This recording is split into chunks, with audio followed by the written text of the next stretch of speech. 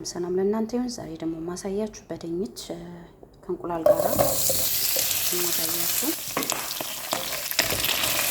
በመቀጠል ከዛ እንከታተል።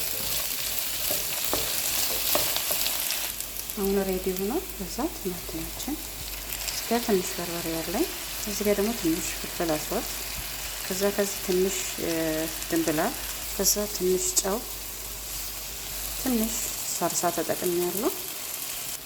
ከዛ ትንሽ ውሃ፣ እዚህ ጋር ሽንኩርት አለኝ።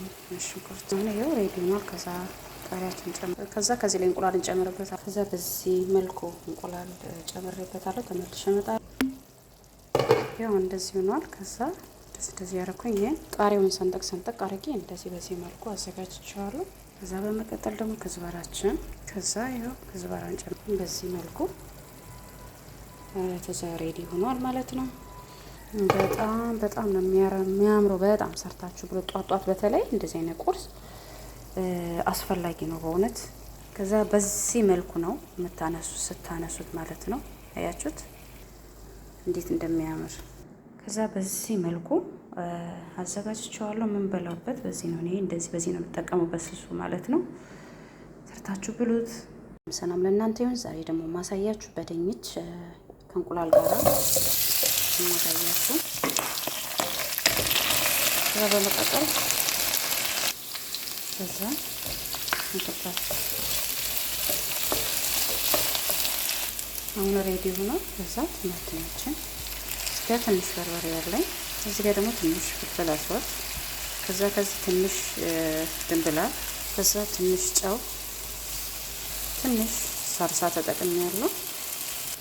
ከዛ ትንሽ ውሃ፣ እዚህ ጋር ሽንኩርት አለኝ። ሽንኩርት ነው ሬዲ ሆኗል። ከዛ ቃሪያችን ጨምር፣ ከዛ ከዚህ ላይ እንቁላል እንጨምርበታለን። ከዛ በዚህ መልኩ እንቁላል ጨምሬበታለሁ። ተመልሼ እመጣለሁ። ያው እንደዚህ ሆኗል። ከዛ እንደዚህ ያደረኩኝ ይሄን ቃሪያውን ሰንጠቅ አድርጌ እንደዚህ በዚህ መልኩ አዘጋጅቼዋለሁ።